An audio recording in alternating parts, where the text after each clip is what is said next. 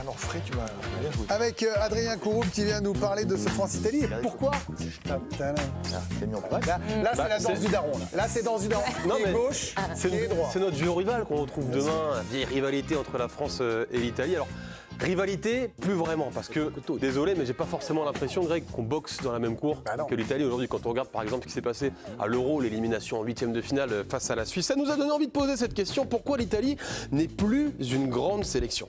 Ah oui, alors la question maintenant, ils ont gagné l'Euro 2021, ils vont tous vous dire ça, vos haters. Sauf qu'on parle d'une tendance générale. Chelsea avait gagné la Ligue des Champions en 2021, ils ne sont pas vraiment dans le top 15. Montpellier avait gagné le trophée de champion de France en 2012. Aujourd'hui, Montpellier n'est pas un grand club de Ligue 1. Je suis désolé pour les Montpelliérains. Je suis désolé aussi pour les Italiens. Peut-être que la comparaison, elle fait mal. Mais si on regarde par exemple les dernières Coupes du Monde de l'Italie, on se souvient très bien 2006 avec votre pull Panenka, vous en souvenez aussi. Bien sûr. Ils sont champions du monde. Mais derrière, ils n'ont jamais réussi à franchir un premier tour de Coupe du Monde. Pire, ils ont manqué les 2 dernières Coupes du Monde, les Italiens, pas qualifiés, tout simplement. C'est vrai que c'est assez fou. Mais alors comment on explique ça, Adrien ? On a posé la question à Guillaume Maillard-Passini. Les journalistes franco-italiens spécialisés dans le football, les tweetos le connaissent bien sous le pseudonyme de Guillaume MP. Il tweet tous fantastique les jours. sur X. Il tweet tous les jours sur l'actualité du football italien. Pour lui, le premier constat, c'est clair, c'est la pénurie.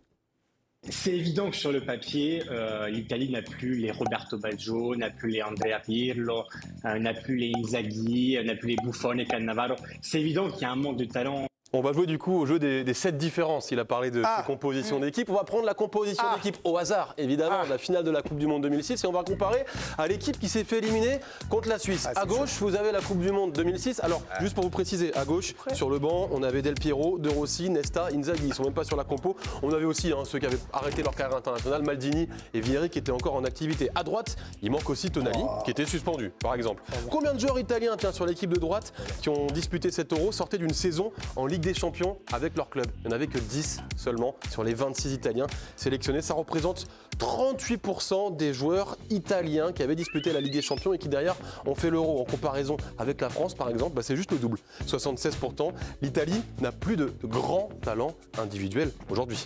Bon, alors il y a des motifs d'espoir quand même ou pas pour cette équipe-là? Alors c'est pas là, c'est pas ça ce que je veux dire. En Serie A, il y a encore des bons joueurs. Est-ce qu'il y a de l'espoir pour ces gens-là? On va remonter le temps, revenir en 2014. L'Italie vient de se faire éliminer. Et le Grégoire Margoton italien, il s'appelle Fabio Cassera, il pousse un coup de gueule en direct de la plage à Rio après l'élimination au premier tour. Perché i giocatori italiani vengono sottovalutati rispetto ai giocatori stranieri? Qual è il motivo? È il sistema che non funziona più e o lo cambiamo adesso oppure prepariamoci ad avere altri 10 anni come gli ultimi 8.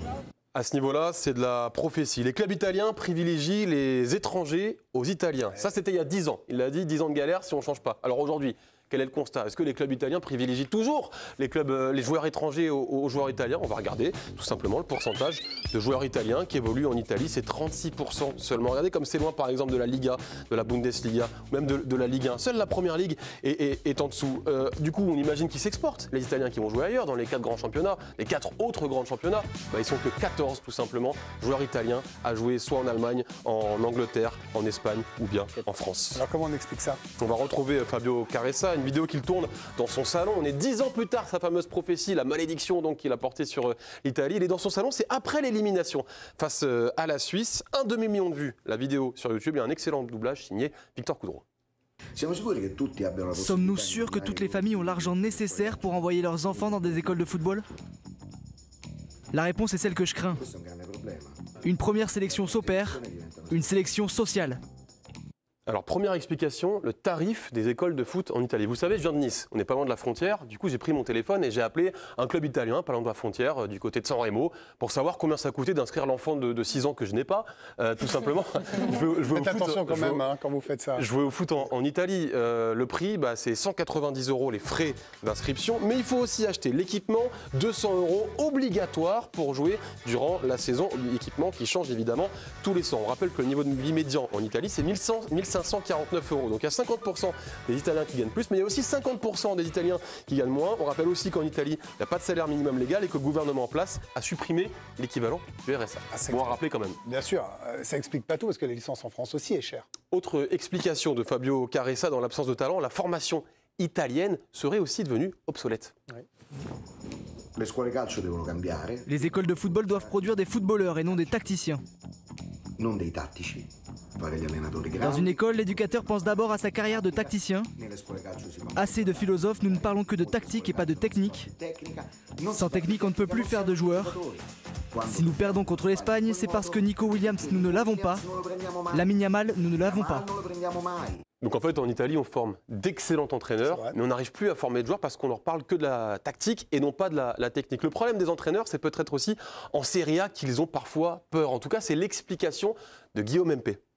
Quand on parle de creux générationnel, qui pourrait sembler assez évident vu de l'extérieur, moi je rappelle toujours qu'en 2023, on a quand même l'équipe U19 qui a été championne d'Europe, toujours en 2023 l'équipe U20 qui a été vice-championne du monde, et cette année on a eu les U17 qui ont été champions d'Europe. Le problème c'est qu'ils ne jouent pas beaucoup en Serie A, et surtout il y a un manque de courage parfois chez les entraîneurs qui n'osent pas faire jouer les jeunes. Peut-être le problème des entraîneurs. On sait que la tactique a sacré l'Italie sur le sommet du football mondial et peut-être que le problème maintenant, c'est les entraîneurs italiens qui continuent de s'exporter. Plutôt bien, on le voit avec Roberto De Zerbi, notamment du côté de l'Olympique de Marseille, ou plutôt mal si on s'en réfère à la saison passée, les entraîneurs italiens. Il y a d'autres problèmes, évidemment, c'est les infrastructures du côté de l'Italie, notamment du côté des stades. Et ça, visiblement, on sait qu'il y a le stade du côté de la Juventus, mais sur les autres stades, ça mériterait quand même un petit coup de peinture. Et visiblement, eh bien, c'est pas prêt de se résoudre, encore une fois, selon Guillaume Mp. Le Milan AC, l'Inter Milan essayent de faire un stade depuis des années. Voilà, ils sont bloqués par la bureaucratie. À Rome, c'est la même chose. À Florence, c'est la même chose. Donc il y a toujours des limites bureaucratiques en Italie. On a toujours du mal à accepter la nouveauté et la modernité. Tableau très sombre, mais est-ce qu'il y a quand même des motifs d'espoir? On va essayer, pour nos amis italiens qui regardent cette chronique, de trouver un motif d'espoir. Un que nous a trouvé en tout cas Guillaume Maillard-Passini, c'est notamment au niveau des réformes que travaille le football italien. Ces dernières années, on sent qu'il y a quelques réformes qui sont mises en place pour aller dans le bon sens. Par exemple, aujourd'hui, une équipe de Serie A dans son groupe de 23 joueurs doit avoir 8 joueurs formés en Italie, 4 au club et 4 dans les ligues italiennes. Donc on essaye d'avancer dans le bon sens.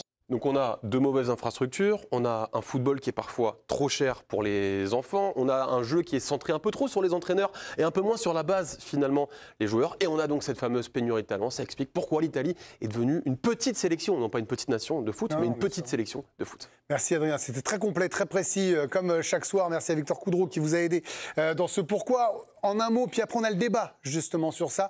Quand je vous vois vouloir réagir depuis tout à l'heure, je vous fais commencer. J'adore. Là, en ce moment, on ne peut plus le voir en France. Oui, c'est vrai. Il faut juste rappeler qu'ils ont gagné l'Euro, quand même, dans ce marasme, effectivement, en Coupe du Monde. Ils ont quand même gagné un Euro, et ça a atténué un peu la déception des Coupes du Monde non disputées ces dernières années. Le principal problème, franchement, c'est ce qu'a connu l'Angleterre pendant une période.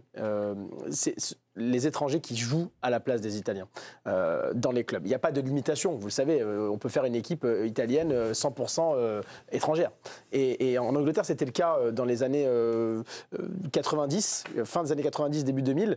Les Anglais faisaient banquette dans leurs équipes. Donc, ils n'étaient pas du tout compétitifs. Mais là, vous avez vu ce qu'il a dit. 30 points. Il n'y a que la Première Ligue où ils sont quand même en finale de l'Euro, les Anglais. Oui, sauf que la différence, c'est que les clubs anglais ont plus de moyens déjà. Donc, ils peuvent faire regardez Chelsea, ils peuvent faire 2 équipes. Et il y a beaucoup de matchs, donc ça tourne beaucoup. En Italie, si vous ratez la coupe et que vous n'êtes pas de Coupe d'Europe, vous jouez que le championnat et une fois par semaine. Donc en fait, les étrangers jouent quasi tous les matchs et donc les joueurs italiens font banquette dans ces équipes-là. Donc les sélectionneurs sont obligés d'aller chercher des joueurs qui parfois n'ont même pas de match pro presque en première division de Serie A. Je crois qu'il y avait un joueur il y a un an qui avait 3-4 matchs. Oui, il y avait Nieto qui jouait en Suisse, c'est ça, qui jouait à Zurich, où il y avait un Retegui également. Retegui qui n'avait jamais joué en Argentin, qui n'avait jamais mis les pieds en Italie. Jamais mis les pieds en Italie. Et ils sont obligés d'aller chercher dans ce vivier-là. Donc voilà, c'est le principal problème aujourd'hui. Pour que l'Italie redevienne une bonne nation dans le Gotha européen et même mondial, il faut que les joueurs italiens jouent plus dans leur championnat et dans les Coupes d'Europe.